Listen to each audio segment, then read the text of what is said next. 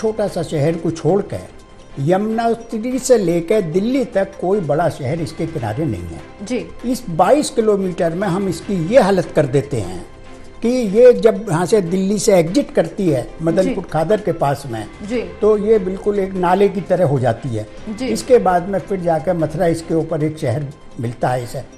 और यमुना का यही हमने गंगा के साथ भी करा है और बड़ी बड़ी हर सरकार में इसी सरकार ने नहीं और सब सरकारों ने पता नहीं क्यों नहीं इसमें काम करना चाहते या इधर को इन नालों के लिए कोई पैरेलल साथ बनाए। और ये जरूर करते रहते हैं जैसे जो यमुना का क्षेत्र है उस क्षेत्र में अडवाणी जी बनवा गए मंदिर, एक मंदिर बनवा गए उस क्षेत्र के अंदर खेलगांव बन गया, उसके अंदर फ्लैट बन गए। जो भी सरकार आई किसी ने यमुना जी को और ये नहीं मानते कि हमारे इन नदियों की इम्पोर्टेंस इतनी है कि अभी मैं कल एक साहब से कह रहा था कि एस.एच. रजा साहब ने अपनी ऑटोबायोग्राफी में नर्मदा जी लिखा है, हर जगह नर्मदा नहीं, उन्होंने नर्मदा जी। बिल्कुल। हम गंगा कहते हैं, गंगा जी कहते हैं जी। ऐसी यमुना जी। बिल्कुल। हमारे मानता क्योंकि नदियों के बेस्ड ही हमारी सिविलाइजेशन है जी, इसीलिए उसकी हमारी इम्पोर्टेंस थी। तो मुझे नहीं लगता कि इससे कोई आम पब्लिक ने भी इस बात को मान लिया है कि भाई हमें इसका ये तो चलता रहता है, हर सरकार में चलता रहता है। जब तक कोई ऐसी दैविक विपत्ति नहीं आएगी कि इसका पानी बिल्कुल ही इतना हो जाए कि आप पानी में आचमन बिल्कुल ही हाथ ना डाल पाए करता है। क्योंकि गुजरात में तो सफलता मिलेगी नहीं और ले देकर सारा दारोमदार अब सिर्फ और सिर्फ पंजाब पर आ जाएगा। और जहां बीजेपी की तरफ से कोशिश होगी आम आदमी पार्टी को तोड़ने की, क्योंकि बीजेपी हराने पे सिर्फ रुकेगी नहीं, पार्टी को तोड़ने की कोशिश करेगी, उसमें उस मुकाबले में आम आदमी पार्टी कैसे टिक सकेगी, ये बहुत बड़ा सवाल है। ये चुनौती उन लोगों के लिए भी है जो आम आदमी पार्टी के साथ आज नहीं है, लेकिन जिन्होंने वैकल्पिक राजनीति का सपना पाला था। चूंकि आम आदमी पार्टी का प्रयोग जल्द ही वैकल्पिक राजनीति को छोड़ चुका था, बस फिर उसके बाद लोगों के कल्याण के लिए कुछ योजनाएं चलाना उस पे सीमित हो गया था और उसकी भी सीमा आ गई थी।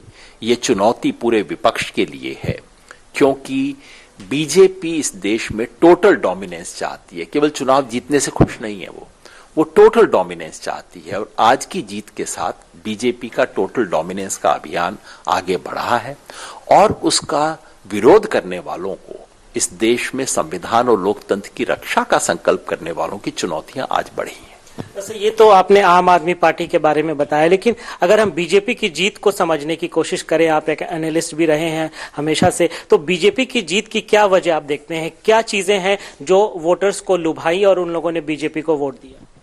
देखिए, वो बहुत बड़ी बात नहीं है समझना, क्योंकि इस शहर में बीजेपी 7 लोकसभा सीट जीतती रही है। पिछले 3 चुनाव से हर बार 7 सीट जीत रही है। हैरानी की बात तो ये थी कि 7 सीट जीतने के बाद वो विधानसभा चुनाव हार रहे थे। हर बार लोकसभा चुनाव जीतने के बाद बीजेपी के कोई 15% वोट उसको छोड़ के आम आदमी पार्टी के पास चले जाते थे। इस बार बीजेपी ने उस 15% में से आधों को कम से कम अपने पास रोक लिया है, बस इतना ही काम हुआ है। ये लोग मोदी सपोर्टर पहले भी थे, आज भी हैं। कई मोदी सपोर्टर केजरीवाल को वोट दे रहे थे, उन मोदी सपोर्टर्स के एक बड़े हिस्से ने इस बार केजरीवाल को वोट नहीं दिया। कारण क्या था? पहला कि आम आदमी पार्टी की जो ईमानदारी की छवि बनी थी वो ये शराब कांड और शीश महल इन सब चीजों से वो धूमिल हुई। कारण ये भी था कि दिल्ली में जो दिन रात कचकच चलती थी और जो गिमिक्स तो कुछ हो जाते थे, लेकिन जो बुनियादी काम दिल्ली के लिए होने चाहिए थे वो नहीं हो रहे थे।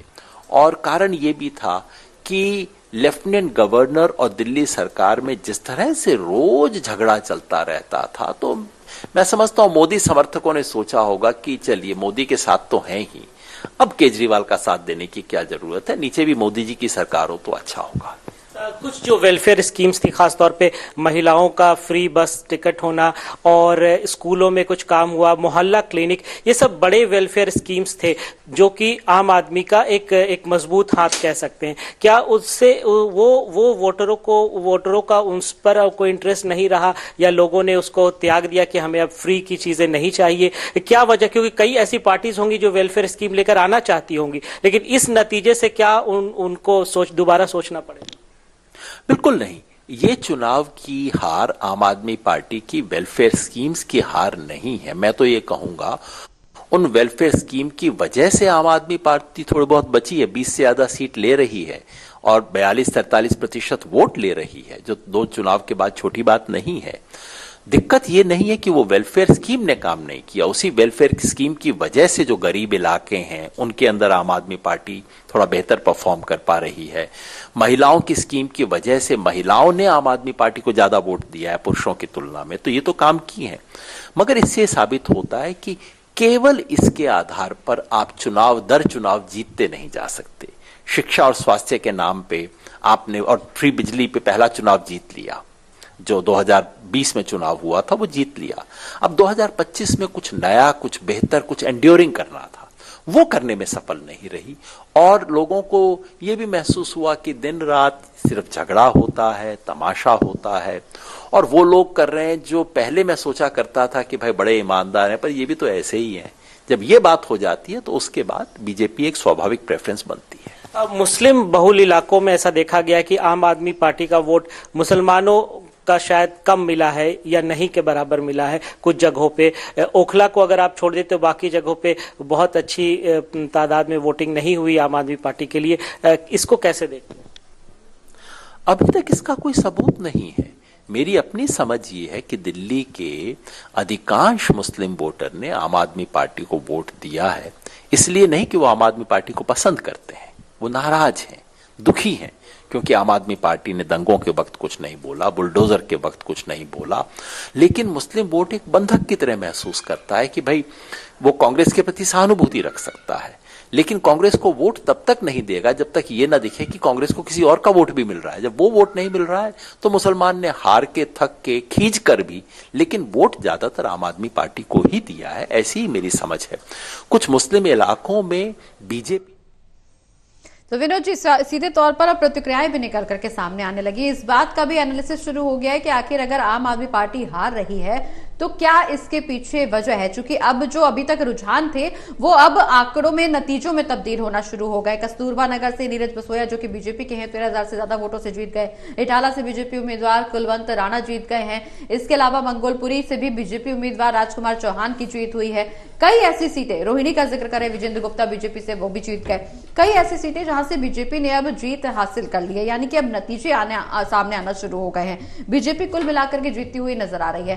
क्या बड़ी वजह रही? क्योंकि अभी तक हमने बिजली, पानी, स्वास्थ्य, शिक्षा, तमाम मुद्दों का जिक्र किया, ये एक बड़ा फैक्टर रहे हैं आम आदमी पार्टी के लिए। लेकिन अब चूंकि इतने लंबे बहुमत के साथ जो जीत हासिल करती आ रही थी, इतने लंबे अंतराल से जीत हासिल कर रही थी बीजेपी, आम आदमी पार्टी, अब बीजेपी के लिए ऐसा कौन सा फैक्टर कारगर साबित हो गया और कौन सी खामियां आम आदमी पार्टी में एकदम से सामने आ गई जो जनता का विश्वास हट गया? इस बात का भी जिक्र किया जा रहा है कि आम आदमी का ईमानदारी का चोला पहन करके अरविंद केजरीवाल जनता के बीच पहुंचे थे, लेकिन अब वो छवि कहीं ना कहीं धूमिल होती जा रही जनता की निगाहों में। शायद ये भी बड़ी वजह कि आम आदमी पार्टी को उतना समर्थन नहीं मिला। हाँ, आम आदमी पार्टी को समर्थन उतना नहीं मिला, ये सच है जी। और जो डेंट हुआ है, जो कमी आई है, उसके लिए कोई एक कारण जिम्मेदार नहीं है, अनेक कारण जिम्मेदार हैं, जिसकी चर्चा विगत में ये अभी हाल में अनिल महेश्वरी जी भी और अनिल बंसल जी भी कर चुके हैं जी। तो उसमें ऐसी कोई, अभी ये योगेंद्र यादव जी भी बहुत अच्छे ढंग से उन चीज़ों को बता रहे थे जी उसमें, लेकिन सभी चीज़ों का कुछ ना कुछ योगदान है। जैसे कि मैं फिर से उनको एक साथ रखने की कोशिश करूं तो केजरीवाल ने आरोप लगते ही इस्तीफा नहीं दिया जी। ये सचमुच में एक बहुत बड़ी पार्टी की और उनकी अपनी गलती थी जी। जैसे अनिल महेश्वरी जी कह रहे थे कि भारतीय जनमानस हमेशा